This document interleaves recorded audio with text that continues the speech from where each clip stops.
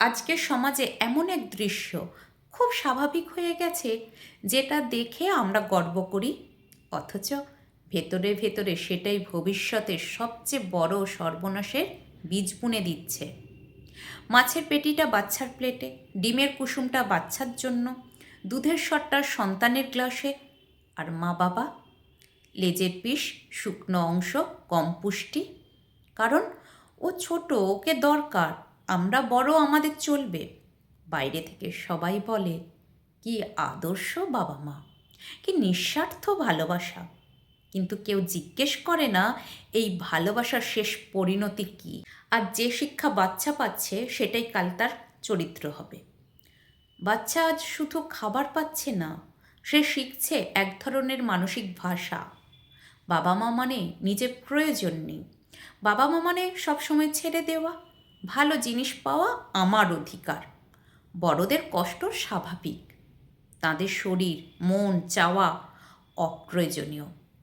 আজ সে চুপচাপ পেটিটা খাচ্ছে, কাল সে চুপচাপ মা বাবার অসুখও দেখবে। সম্মান কখন নষ্ট হয় জানেন? যেদিন বাবা মা নিজেরাই নিজেদের গুরুত্ব কমিয়ে দেয়। সেদিন থেকেই সন্তানও গুরুত্ব দিতে শেখে না। যে বাবা বছরের পর বছর নিজের পুষ্টি বিসর্জন দেয়, যে মা নিজের খাবারটা সন্তানের থালায় তুলে দেয়, একদিন সেই সন্তান বলবে, তোমার তো এমনিতে কিছু লাগে না, তোমরা তো এমনই ছিলে। ভালোবাসার জায়গায় তখন আর ভালোবাসা থাকে না, থাকে শুধু অভ্যাস। এর ভয়ঙ্কর পরিণতিগুলি ধীরে ধীরে আসে। বাবা মা অল্প বয়সেই অসুস্থ হয়ে পড়ে, শরীর ভাঙে, কিন্তু মুখে বলা যায় না। সন্তানের মনে কৃতজ্ঞতা জন্মায় না, জন্মায় আমারই তো সব কিছু প্রাপ্য, আমি কেন পাবো না। বাবা মা ধীরে ধীরে বোঝা হয়ে ওঠে।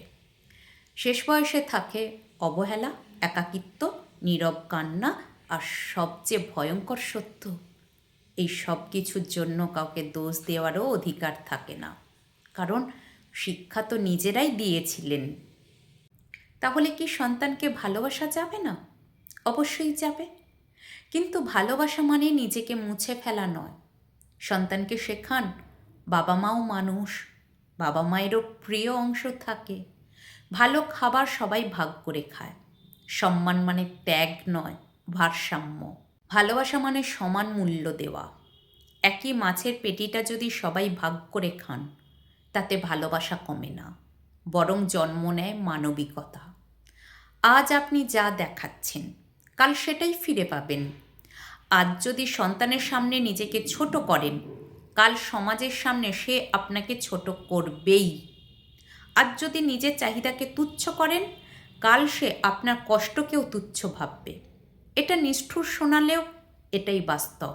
সন্তানকে বড় করুন, কিন্তু নিজের মূল্য মুছে দিয়ে নয়। ত্যাগ করুন, কিন্তু সম্মান বিসর্জন দিয়ে নয়।